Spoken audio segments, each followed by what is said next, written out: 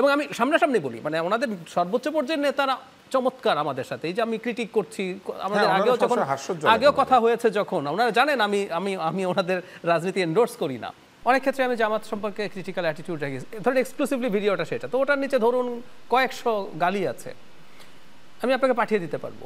এখন আমি আমার বুদ্ধি শুদ্ধি যতটুকু বলে আর কি, আমি যখন জামাতের ক্রিটিক করি, গালিটা কোনো না কোনো ফর্মে জামাতের লোকজনই দিচ্ছে, বলছি না যে অনেক বড় কোনো পজিশনে সমর্থক বা কেউ না কেউ দিচ্ছে, আমার অঙ্ক তাই বলে।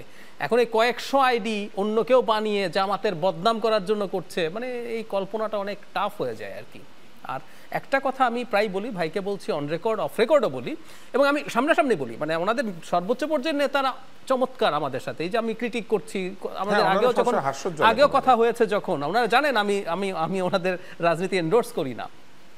কিন্তু যে জিনিসটা জামাতের মনে রাখা দরকার সেটা হচ্ছে, ওনারা একটা ইসলামিক দল, অন্য দলকে কি করছে তার প্রতি যে এক্সপেকটেশন, এই যে ভাই রেফারেন্স দিয়ে কথা বলছেন কোরআনের, এই শিক্ষাটা দলের মধ্যে আসলে সবার আগে থাকা সবচেয়ে বেশি দরকার আমার কাছে মনে হয়। এটা ওনার দলের ইমেজের জন্য ভালো।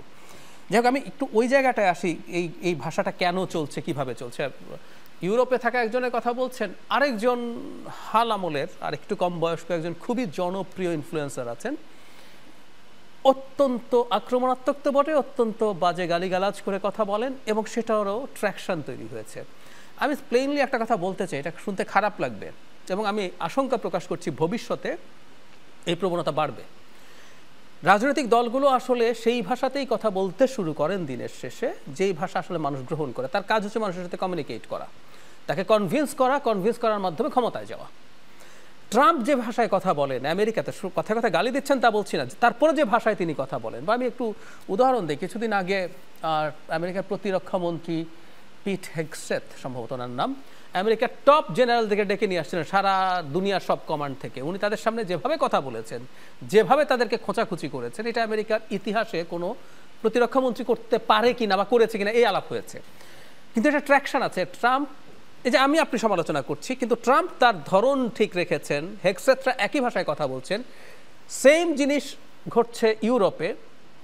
ব্রেক্সিটের সময় নাইজেল ফারাজের বক্তৃতার ধরন আমাদের মনে আছে, হয়তো স্ল্যাং বলছেন না, কিন্তু একজন ব্রিটিশ এইভাবে কথা বলছে, ওই রাজনীতিতে এগুলো ঠিক ছিল না, কিন্তু তার টার্গেট যে অডিয়েন্স আছে তাকে সে কানেক্ট করে ফেলছে। সো ট্রাম্পের ভোটে জেতার জন্য সাম পার্সেন্টেজ অফ ভোট দরকার, ওই ভোটারদেরকে সে যদি কানেক্ট করে ফেলতে পারে এই ভাষায় এইভাবে, তো যাবে না কেন?